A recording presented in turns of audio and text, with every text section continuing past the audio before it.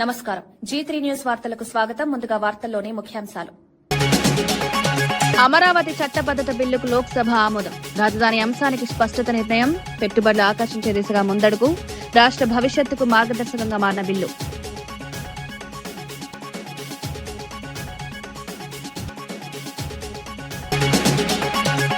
Assam tea తోటల్లో కార్మికులతో మమేకమైన ప్రధాని. కార్మికుల జీవన విధానంపై ఆసక్తి. కార్మికుల పాత్రను ప్రశంసించిన ప్రధాని. సంక్షేమానికి కట్టుబడి ఉన్నామన్న హామీ.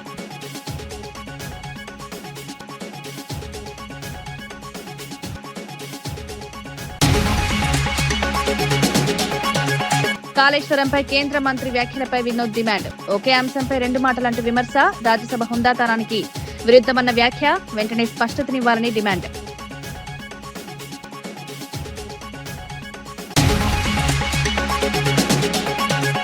గ్యాస్ సరఫరాపై కేంద్రాన్ని ప్రశ్నించిన సామ రామ్మోహన్. కొరత లేదంటే ప్రజలెందుకు ఇబ్బందులన్న ప్రశ్న. ఆటో డ్రైవర్లు ఉపాధి కోల్పోతున్నారని ఆవేదన. సమస్యలు పరిష్కరించకపోతే నిరసన చేస్తామని హెచ్చరిక.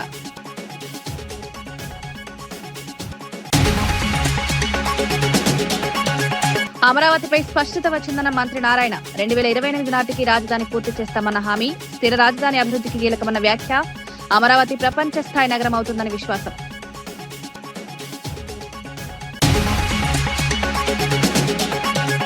మాజీ ఎంపీ బోయినపల్లి వినోద్ కేంద్ర మంత్రి సిఆర్ పాటిల్ వ్యాఖ్యలపై తీవ్రంగా స్పందించారు. రాజ్యసభలో రాతపూర్వకంగా కాళేశ్వరం ప్రాజెక్టుతో తెలంగాణలో వ్యవసాయం రెండింతలు పెరిగిందని చెప్పి బయట మాత్రం కాళేశ్వరం వృధా ప్రాజెక్టు అని మాట్లాడడం ఎలా సమంజసమని ప్రశ్నించారు. ఒక్క కేంద్ర మంత్రి ఒకే అంశంపై రెండు విధాలుగా మాట్లాడడం ప్రజలను గందరగోళానికి గురిచేస్తుందన్నారు. ఇది రాజ్యసభ హుందాతానికి విరుద్ధమని విమర్శించారు. కాళేశ్వరం ప్రాజెక్టు రైతులకు ఎంతో మేలు చేసిందని గుర్తు చేశారు. అలాంటి ప్రాజెక్టుపై తప్పుడు ప్రచారం చేయడం వెనుక రాజకీయ ఉద్దేశాలున్నాయని ఆరోపించారు. వెంటనే కేంద్ర మంత్రి తన వ్యాఖ్యలపై స్పష్టతనివ్వాలని డిమాండ్ చేశారు. ప్రజల ముందు నిజం చెప్పాలని, బాధ్యతగా వ్యవహరించాలని చెప్పి కూడా జవాబు చెప్పింది. కేఆర్ సురేష్ రెడ్డి గారు ఒకటి అడిగారు, మరి కాళేశ్వరం ప్రాజెక్టుకు జాతీయ హోదా ఇస్తారని చెప్పి వారు ఏదో సప్లిమెంటరీ క్వశ్చన్ అడిగారు. దాంతోపాటు యాదవ్ గారు ఉన్నారు కదా ఇక్కడ, మన రాజ్యసభ సభ్యులు అనిల్ యాదవ్ గారు, వారు సిబిఐ ఎంక్వైరీ చేస్తారా కాళేశ్వరం ప్రాజెక్టు మీద ఆయన ప్రశ్న అడిగాడు. సప్లిమెంటరీస్ అడిగితే ఎతరా ఏరా చెప్పనుండే, కానీ మంత్రి గారు 1,00,000 కోట్ల రూపాయలు నీళ్ల పాలైనాయని చెప్పిండు. ఎవరు? సిఆర్ పాటిల్ గారు. ఒక బాధ్యతాయుతమైనటువంటి కేంద్ర మంత్రి రాజ్యసభలో ఆయన రిటర్న్ రిప్లై ఇచ్చిన దాంట్లో అంతా మంచిగా ఉన్నది, వ్యవసాయం చాలా గొప్పగా ఉన్నది, 2.5 times పెరిగింది ఈ ప్రాజెక్టుల వల్ల, తెలంగాణ రాష్ట్రం చాలా అభివృద్ధి వైపు పోతున్నదని చెప్పి ఆయన రిటర్న్ రిప్లై ఇస్తాడు. మరి రాజ్యసభలో ఒక బాధ్యతాయుతమైన కేంద్ర మంత్రి ఆయన ఏం జవాబు చెప్పాలి? ఇవాళ మీరు ఇంటర్నెట్ కొట్టి చూడండి, అది ఆ వార్త ప్రపంచవ్యాప్తంగా తిరుగుతున్నది. 1,00,000 కోట్ల నీళ్ల పాలైనవి అని ఒక బాధ్యతాయుతమైనటువంటి కేంద్ర మంత్రి ఒక ప్రశ్నకు జవాబు చెప్పడాన్ని తీవ్రంగా మేము ఖండిస్తున్నాం మా పార్టీ తరఫున. దాదాపు 20 లక్షల ఎకరాలకు నీళ్లు ఇచ్చేటువంటి ప్రాజెక్టు ఎట్లా కొట్టుకుపోయిందంటాడు ఈయన. 1,00,000 కోట్లు అసలు ఖర్చే కాదు. ఈ రోజు వరకు కూడా 1,00,000 కోట్లు ఖర్చు కాదు. ఎట్లా కొట్టుకుపోయింది అంటావు నువ్వు ఒక కేంద్ర మంత్రి అయి ఉండి. ఈ రోజు మా పార్లమెంట్ సభ్యులు కూడా ఆ సిఆర్ పాటిల్కి లేఖ ఇచ్చినాం. మా పార్టీ తరఫున he should come and clarify in the parliament. రాజ్యసభలో రేపు వచ్చి చెప్పాలి ఇది తప్పిదం జరిగింది అని చెప్పాలి. ఆయన కేంద్ర మంత్రి అయి ఉండి ఇవన్నీ కొట్టుకపోయినాయి. గోదావరిలో ఎక్కడిది వెళ్ళినాయి, మరి పోలవరం అనేది వెళ్ళినా ఎక్కడిది వెళ్ళినా ఇవన్నీ చెప్పాలి కదా నువ్వు కేంద్ర మంత్రి ఉండి. ఈ పంప్ హౌజ్లు, సబ్స్టేషన్లు, మోటార్లు, టన్నల్స్ ఇవన్నీ కొట్టుకపోయినాయా? 4 ఎంపీలు ఇవాళ సిఆర్ పాటిల్ గారికి లేఖ రాసిచ్చిండ్రు. మాజీ మంత్రి Vemula Prashanth Reddy regional ring road ప్రాజెక్టుపై ప్రభుత్వాన్ని తీవ్రంగా విమర్శించారు. గత 3 బడ్జెట్లలో 1,525 కోట్లు కేటాయించినప్పటికీ ఇప్పటి వరకు ఒక్క రూపాయి కూడా ఖర్చు చేయలేదన్నారు. భూసేకరణ పనులు కూడా ప్రారంభం కాలేదని, 2 ఏళ్లలో ప్రాజెక్టు పూర్తి చేస్తామని చెప్పి ఇప్పటికీ టెండర్లు కూడా ఓపెన్ చేయకపోవడం ఆశ్చర్యకరమన్నారు. మాటలు చెప్పడం తప్ప చేతల్లో పని లేదని విమర్శించారు. కేంద్రం నుంచి కూడా పూర్తి ఆమోదం రాలేదన్నారు. ప్రజలను మోసం చేసే విధంగా ప్రకటనలు చేస్తున్నారని ఆరోపించారు. ఈ ప్రాజెక్టు ప్రాంతీయ అభివృద్ధికి ఎంతో కీలకమని గుర్తు చేశారు. పోయిన బడ్జెట్లో పెట్టిరు regional ring road land acquisition కోసం. ఇది 3వ సారి 1,525 కోట్లు పెట్టుడు. పోయిన 2 సార్లు కూడా ఒక్క రూపాయి ఖర్చు చేయలేదు. ప్రామిస్ 1,525 కోట్లకి వెళ్ళి ఒక్క రూపాయి land acquisition, regional ring road land అక్విజిషన్కి. కానీ ఉట్టిగానే దమ్కి ఏం చేసిర్రు, ఏదో పేరు కోసం అని చెప్పి టెండర్లకు పిలిచి పడేసిర్రు. ఎప్పుడు 29 డిసెంబర్ 24 నాడు అంటే వాళ్ళు వచ్చిన సంవత్సరం తర్వాత టెండర్ పిలిచిర్రు. వాళ్ళు చేసింది ఏం లేదు సంవత్సరం. మేం చేసిన 20% మిగిలిచిన 3D సర్వే చేసిర్రు అంతే. వాళ్ళు చేసిన పని మేము 80% చేసాం, వాళ్ళు 20% చేసారు. ఈ సంవత్సరం తర్వాత వాళ్ళు ఏం చేసిర్రు, ఇగో 29 డిసెంబర్ 2024 రోజు టెండర్లు పిలిచిర్రు రీజనల్ రింగ్ రోడ్కి. పిలిచిన రోజు ఏమన్నాడు వెంకటరెడ్డి, ఇగో RRR రైట్ రైట్ అని ఒక పేపర్కు, రోడ్ ఎక్కిన ఉత్తర రింగు అని ఒక పేపరు. దాంట్లో ఆయన తెలంగాణకు super game changer Komatireddy Venkat Reddy statement. పనులు ఇదేంది టెండర్లు ఇచ్చిన రోజు ఆయన స్టేట్మెంట్ 2 ఏళ్లలో నిర్మాణం పూర్తి చేయాలని నిర్ణయం. ఎప్పుడండి 29/2024 డిసెంబర్లో వాళ్ళు 2 సంవత్సరాల్లో పూర్తి చేస్తాం, ఇగో టెండర్లకు ఇవాళ పోయినాం, 2 సంవత్సరాల్లో పూర్తి చేస్తాం అని చెప్పిండు కోమటిరెడ్డి గారు. ఎప్పుడు చెప్పిండు 29/2024 డిసెంబర్. అప్పటి నుంచి 2 సంవత్సరాలు అంటే ఎప్పుడు 26 డిసెంబర్ కల్లా మొత్తం RRR అయిపోవాలి. రీజనల్ రింగ్ రోడ్ 26 డిసెంబర్ కల్లా అయిపోవాలి. ఇవాళ ఏంది 26 మార్చ్ అంటే ఇంకొక 9 నెలలు మాత్రమే ఉన్నది ఆయన చెప్పిన టైంకి. అయిపోడు కాదు కదా, ల్యాండ్ ఎక్విజిషన్ కూడా ఇంకా పైసలు ఇవ్వలే వీళ్ళు ఎవరికి. 15 నెలలైంది వాళ్ళు టెండర్లకు పిలిచి. గమ్మత్ జోక్ సార్ చెప్పాలనా, 15 నెలల నుంచి టెండర్ కూడా ఓపెన్ చేయలే. ఇంకా 15 నెలలైంది టెండర్లు పిలిచి, టెండర్లు ఓపెన్ చేయలే. 2 సంవత్సరాల్లో కంప్లీట్ చేస్తామన్నారు, 15 నెలలైంది ఇప్పటికీ ఒక్క అడుగు ఎట్టలే, ఒక్క రూపాయి ఖర్చు చేయలే. వాళ్ళు పెట్టిన గడువుకి ఇంకా 9 నెలలే ఉన్నది కంప్లీట్ కావడానికి, ఇంకా టెండర్లు కూడా ఓపెన్ చేయలే. ఇగో ఇది కోమటిరెడ్డి వెంకటరెడ్డి గారు పనితనం. మాటలు తప్ప చేతలు లేవు. టెండర్లు పిలిచి డ్రామా చేసిర్రా, 15 నెలలు అయింది టెండర్లు ఓపెన్ చేయలేదు, ఒక్క రూపాయి ఖర్చు పెట్టలేదు. జనవరిలోనే పనుల ప్రారంభం ఒకసారి చెప్తాడు, జనవరి 26, ఫిబ్రవరి 25 నాడు పనుల ప్రారంభం అని ఒకసారి అంటాడు, 2 ఏళ్లలో కంప్లీట్ అని ఒకసారి అంటాడు. ఇగో ఇప్పటిదాకా మోర్త్ నుంచి అంటే నేషనల్ హైవే నుంచి భారత ప్రభుత్వం నుంచి ప్రాజెక్టుకే అసలు ఆమోదమే రాలేదు. ఈరోజు మట్టికి రీజనల్ రింగ్ రోడ్ ప్రాజెక్టుకి కేంద్ర ప్రభుత్వం నుంచి ఆమోదం లభించలేదు. టీపీసీసీ మీడియా కమిటీ చైర్మన్ సామ రామ్మోహన్ రెడ్డి కేంద్ర ప్రభుత్వంపై తీవ్ర విమర్శలు చేశారు. గ్యాస్ సరఫరాలో ఎలాంటి లోపం లేదని కేంద్రం చెప్తుంటే ప్రజలెందుకు గ్యాస్ కోసం బంకుల చుట్టూ తిరుగుతున్నారో సమాధానం చెప్పాలని డిమాండ్ చేశారు. గ్యాస్ అందుబాటులో లేక ఆటో డ్రైవర్లు ఉపాధి కోల్పోయి ఇబ్బందులు పడుతున్నారన్నారు. ప్రజల సమస్యలను పట్టించుకోకుండా కేంద్రం నిర్లక్ష్యంగా వ్యవహరిస్తోందని మండిపడ్డారు. వాస్తవ పరిస్థితులను దాచిపెట్టే ప్రయత్నం జరుగుతోందని ఆరోపించారు. సరఫరా వ్యవస్థలో లోపాలున్నాయనే విషయం స్పష్టంగా కనిపిస్తోందన్నారు. వెంటనే సమస్యను పరిష్కరించి ప్రజలకు న్యాయం చేయాలని డిమాండ్ చేశారు. యుద్ధం జరుగుతూ ఉంది, ఇరాన్ ఇజ్రాయెల్ యుద్ధం జరుగుతూ ఉంది కాబట్టి ఇవన్నీ సంక్షోభాలు వస్తున్నాయనేటటువంటి కారణాలతో మనం ఏదైనా చెప్పే ప్రయత్నం చేస్తే తప్పుడు ప్రచారాలు ఏం చేయొద్దు, అన్నీ సవ్యంగా ఉన్నాయి. ఈరోజు ఎట్లాంటి సమస్యలు కూడా లేవనెత్తేటటువంటి పరిస్థితి లేదు దేశంలో అని చెప్పి ఒక పక్క ప్రధానమంత్రి గారు మాట్లాడతారు.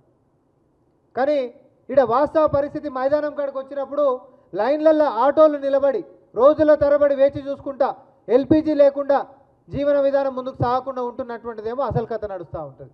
ఏది నమ్ముదాం? అసలేం ఇబ్బందులు లేకపోతే ఆటోలు మొత్తం రోడ్ల మీదకి ఎందుకు వస్తారు, బంకులు ఎందుకు మూతపడతాయి? సరఫరాలో లోపం లేకపోతే ఈరోజు ఇట్లాంటి పరిస్థితి ఎందుకు దాపరిస్తుంది? కేవలం నగరంలో 1,00,000 ఆటోలు అంటే 1,00,000 కుటుంబాలు ఈరోజు రోడ్డున పడినటువంటి పరిస్థితి.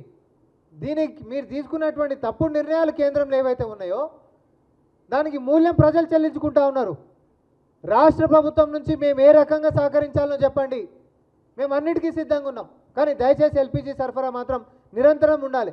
ఎందుకంటే ఎల్పిజి ప్రైవేట్ బంకులు కూడా ఉన్నాయి, ప్రైవేట్ బంకులలో అయితే మొత్తం బంద్ చేసేసారు.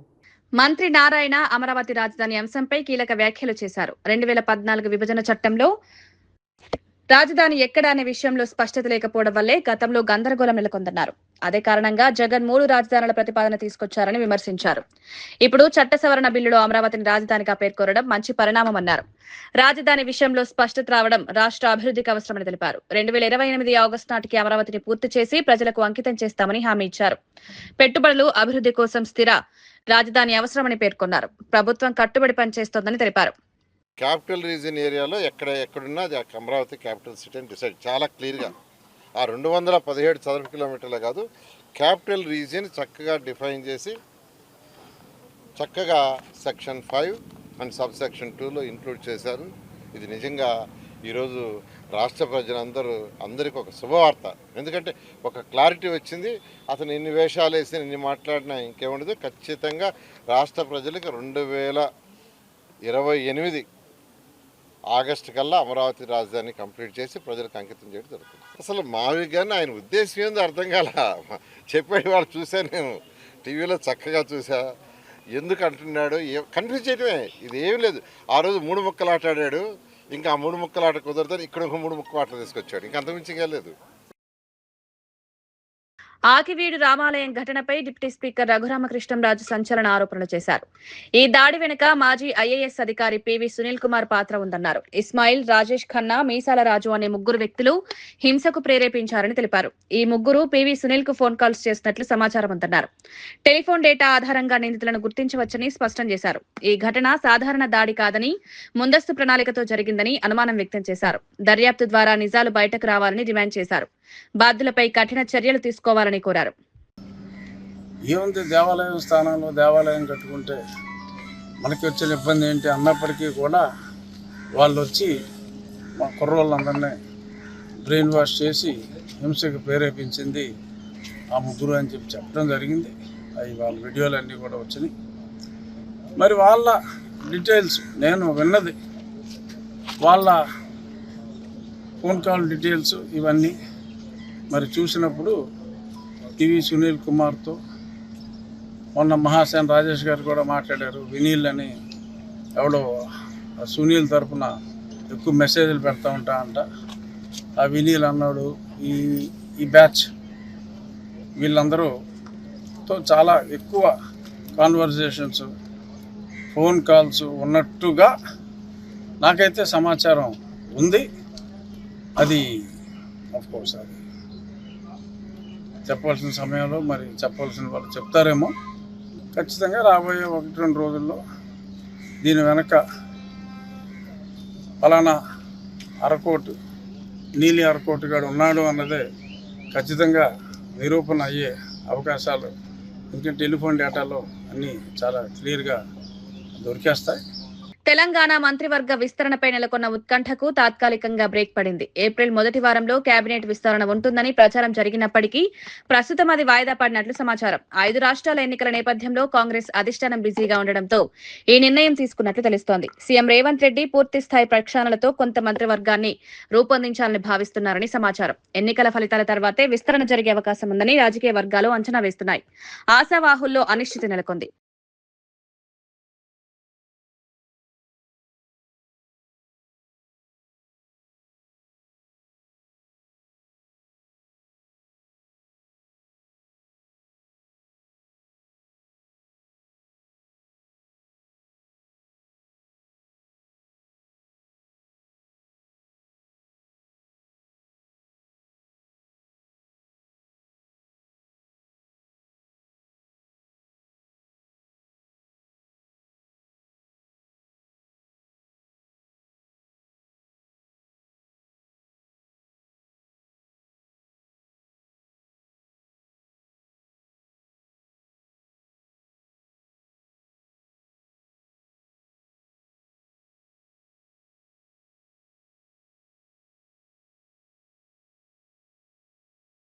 ప్రధాని నరేంద్ర మోదీ అస్సాం రాష్ట్రంలోని దిబ్రూగఢ్లో టీ తోటలను సందర్శించారు. అక్కడి టీ గార్డెన్ కార్మికులతో మమేకమై వారి జీవన విధానాన్ని తెలుసుకున్నారు.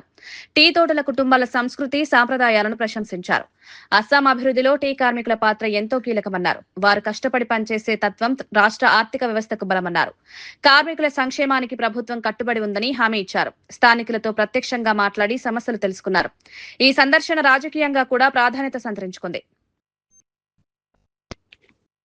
కర్నూలు జిల్లా కోడుమూరులో చేనేత కార్మికుల కోసం ఉచిత విద్యుత్ పథకాన్ని ఎమ్మెల్యే దస్తగిరి ప్రారంభించారు. ఈ పథకం ద్వారా చేనేత మగ్గాలకు 200 యూనిట్లు, మరమగ్గాలకు 500 యూనిట్ల వరకు ఉచిత విద్యుత్ అందించనున్నట్లు తెలిపారు. రాష్ట్ర వ్యాప్తంగా సుమారు 11,488 చేనేత కుటుంబాలు ఈ పథకం ద్వారా లబ్ధి పొందనున్నాయన్నారు. చేనేత రంగాన్ని ప్రోత్సహించేందుకు ప్రభుత్వం కట్టుబడి ఉందన్నారు. విద్యుత్ ఖర్చులు తగ్గడం వల్ల కార్మికులకు ఆర్థిక భారం తగ్గుతుందన్నారు. ఉత్పత్తి పెరగడంతో ఆదాయం కూడా పెరుగుతుందని ఆశాభావం వ్యక్తం చేశారు. నేతన్నల సంక్షేమమే లక్ష్యంగా ప్రభుత్వం పనిచేస్తోందన్నారు. గ్రామీణ ఆర్థిక వ్యవస్థకు ఇది బలాన్నిస్తుందన్నారు. BA कंप्लीट किया। अरे वाह। करम पूजा बड़ी रे सुंदर हमरा नाची गाइबो खेलबो झूम।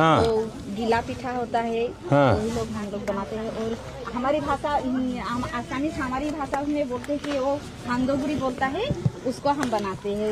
चाल के हम भाज के थोड़ा उसको भूरा करके बनाते हैं। वही कुल कितने लोग यहाँ काम करते हैं?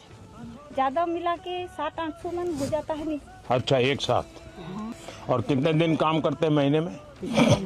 महीने में हमारा तो 12 दिन हो जाता है। महीने में तो हमारा 24 दिन हो जाता है। 24 दिन हो जाता है। 6 दिन छुट्टी मिलता है। अच्छा।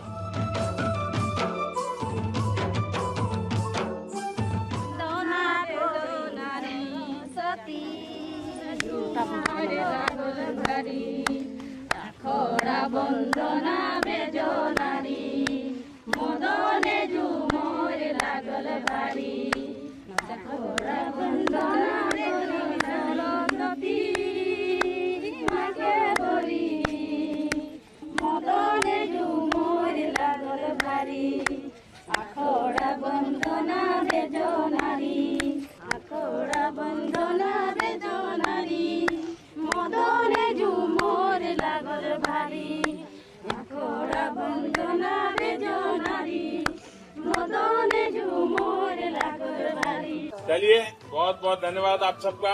परमात्मा आपको सुखी रखे, आपके बच्चे पढ़ लिख करके बहुत आगे बढ़े।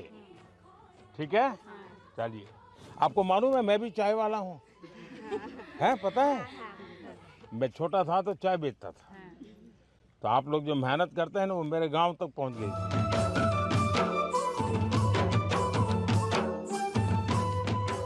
ఆంధ్రప్రదేశ్ రాజధానిగా అమరావతికి చట్టబద్దత కల్పిస్తూ లోక్సభ బిల్లును ఆమోదించింది. కేంద్ర మంత్రి నిత్యానందరాయ్ ప్రవేశపెట్టిన ఈ బిల్లుపై 2 గంటల పాటు చర్చ జరిగింది. అనంతరం స్పీకర్ బిల్లును ఆమోదించబడినట్లు ప్రకటించారు. ఈ నిర్ణయంతో అమరావతి రాజధాని అంశానికి స్పష్టత వచ్చింది. పెట్టుబడులు ఆకర్షించడానికి ఇది కీలక అడుగుగా భావిస్తున్నారు. రాష్ట్ర అభివృద్ధికి ఇది దోహదపడుతుందని నిపుణులు అభిప్రాయపడుతున్నారు. నిరుద్యోగులకు ఉపాధి అవకాశాలు పెరుగుతాయని అంచనా వేస్తున్నారు. రాజధాని రైతులకు కూడా ఇది ఊరటనిచ్చే నిర్ణయంగా భావిస్తున్నారు. विधेयक पर विचार करने हेतु प्रस्ताव को स्वीकृत किया गया है। अब सभा विधेयक पर खंडवार विचार करेगी। प्रश्न यह है कि खंड 2 विधेयक का अंग बने। जो सदस्य इसके पक्ष में है वो हाँ कहें, जो सदस्य विरोध में है वो ना कहें। मेरे विचार में निर्णय हाँ वालों के पक्ष में हुआ, हाँ वालों के पक्ष में हुआ। खंड 2 विधेयक का अंग बना। प्रश्न यह है कि खंड 1 अधिनियम सूत्र और विधेयक का पूरा नाम विधेयक का अंग बने। जो सदस्य इसके पक्ष में है वो हाँ कहें, जो सदस्य विरोध में है वो ना कहें। मेरे विचार में निर्णय हाँ वालों के पक्ष में हुआ, हाँ वालों के पक्ष में हुआ। खंड 1 अधिनियम सूत्र और विधेयक का पूरा नाम विधेयक के अंग बने। मंत्री अब यह प्रस्ताव करे कि विधेयक को पारित किया जाए। महोदय, मैं प्रस्ताव करता हूं कि विधेयक पारित किया जाए। प्रश्न यह है कि विधेयक को पारित किया जाए। जो सदस्य इसके पक्ष में है वो हाँ कहें, जो सदस्य विरोध में है वो ना कहें।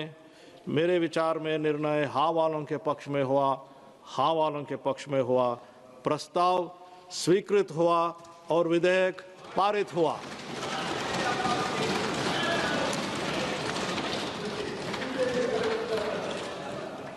ఎంపీ సీఎం రమేష్ అమరావతి రాజధాని అంశంపై కీలక వ్యాఖ్యలు చేశారు. కొత్త బిల్లుతో అమరావతిని ఎవరూ మార్చలేరని స్పష్టం చేశారు. 3 రాజధానుల ప్రతిపాదనకు ఇక స్థానం లేదన్నారు. డబుల్ ఇంజిన్ సర్కారు కృషితో అమరావతి ప్రపంచ స్థాయి రాజధానిగా మారుతుందని విశ్వాసం వ్యక్తం చేశారు. కేంద్రం, రాష్ట్రం కలిసి అభివృద్ధికి కట్టుబడి ఉన్నాయన్నారు. గతంలో జరిగిన అనిశ్చితికి ఇప్పుడు ముగింపు పడిందన్నారు. పెట్టుబడులు, మౌలిక వసతులు వేగంగా అభివృద్ధి చెందుతాయన్నారు. ఇప్పటి నుంచి పులివెందుల ఎమ్మెల్యే ఊసరవెల్లి రాజకీయాలు చేయలేరు, 3 ముక్కలాట ఆడలేరు. అమరావతి భూములిచ్చిన రైతుల Please. Sir, after agreeing for new capital, if anything objection, Pulvendala MLA changed his color. Himalayan brought a bill to create 3 capitals for Andhra Pradesh. Every single party, every citizen of Andhra Pradesh opposed it.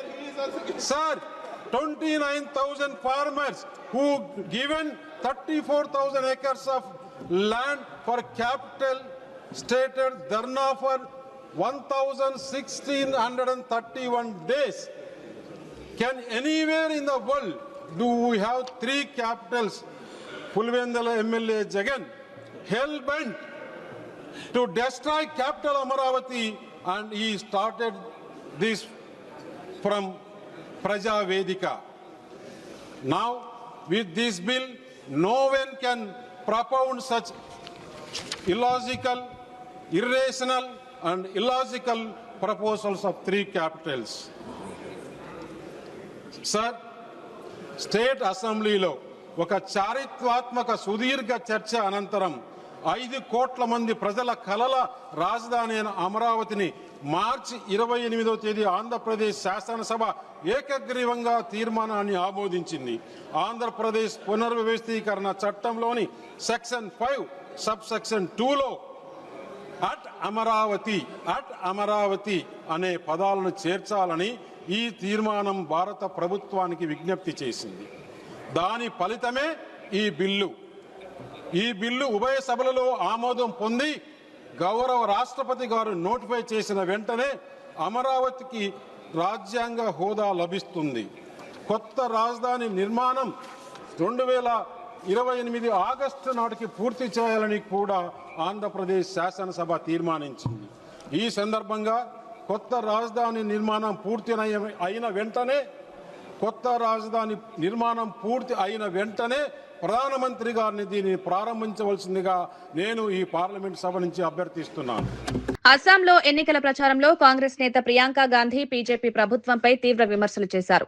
Sharada, smart city, NC hills వంటి స్కామ్లను ప్రస్తావిస్తూ అవినీతి పెరిగిందని ఆరోపించారు. Double engine ప్రభుత్వం కాదు, double slave ప్రభుత్వమని వ్యాఖ్యానించారు. ప్రధాని Modi, CM Himanta Biswa శర్మలపై నేరుగా విమర్శలు చేశారు. టీ తోట కార్మికుల వేతనాల పెంపు, గిరిజనులకు ఎస్టీ హోదా వంటి హామీలు అమలు కాలేదన్నారు. ప్రజలను మోసం చేస్తున్నారని విమర్శించారు. కాంగ్రెస్ పార్టీకి అవకాశం ఇవ్వాలని కోరారు.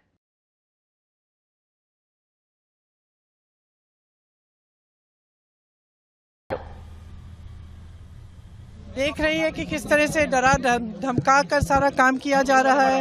माफियाओं का राज है, सिंडिकेट का राज है। मेरे ख्याल से जनता थक रही है और वो देख रहे हैं कि क्या हो रहा है। अपनी एक सभ्यता है, अपना एक असम है जिस पर सबको गर्व है, और वो चाह रहे हैं कि वही असम जो एक समय का असम होता था वही अब उभरे और एक नई सरकार बने जो सिर्फ और सिर्फ जनता की सेवा में लगे रहे। అస్సాం ఎన్నికల ప్రచారంలో ప్రధాని మోదీ కాంగ్రెస్ పై తీవ్ర విమర్శలు చేశారు. దేశాన్ని విభజించే రాజకీయాలు చేస్తోందని ఆరోపించారు.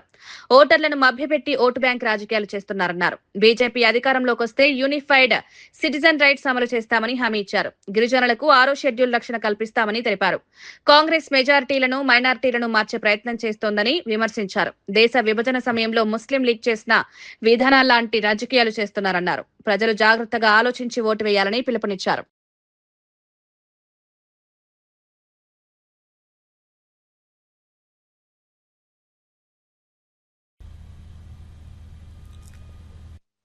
का ये चुनाव विकसित असम से विकसित भारत बनाने का चुनाव है।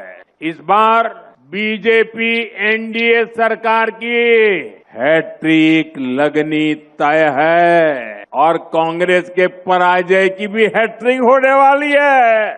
असम लगातार तीसरी बार बीजेपी एनडीए सरकार बना रहा है और कांग्रेस के जो सो कॉल्ड राजकुमार है ना, की तो पराजय की सेंचुरी आने वाली है। వార్తలు ముగించే ముందు ముఖ్యాంశాలు మరోసారి. అమరావతి చట్టబద్దత బిల్లుకు లోక్సభ ఆమోదం. రాజధాని అంశానికి స్పష్టత నిర్ణయం. పెట్టుబడులు ఆకర్షించే దిశగా ముందడుగు. రాష్ట్ర భవిష్యత్తుకు మార్గదర్శకంగా మారిన బిల్లు.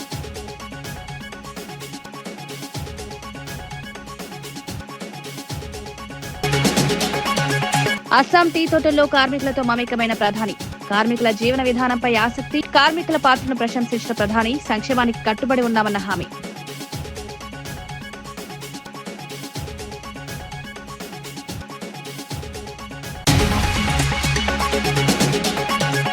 కాళేశ్వరంపై కేంద్ర మంత్రి వ్యాఖ్యలపై వినోద్ డిమాండ్. ఒకే అంశంపై రెండు మాటలంటూ విమర్శ, రాజ్యసభ హుందాతనానికి విరుద్ధమన్న వ్యాఖ్య, వెంటనే స్పష్టతనివ్వాలని డిమాండ్.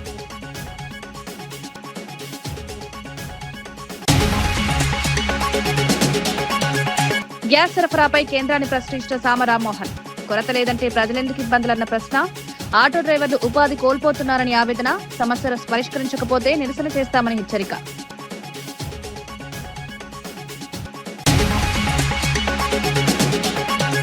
అమరావతిపై స్పష్టత వచ్చిందన్న మంత్రి నారాయణ. 2028 నాటికి రాజధాని పూర్తి చేస్తామన్న హామీ, స్థిర రాజధాని అభివృద్ధికి కీలకమన్న వ్యాఖ్య, అమరావతి ప్రపంచ స్థాయి నగరం అవుతుందని విశ్వాసం.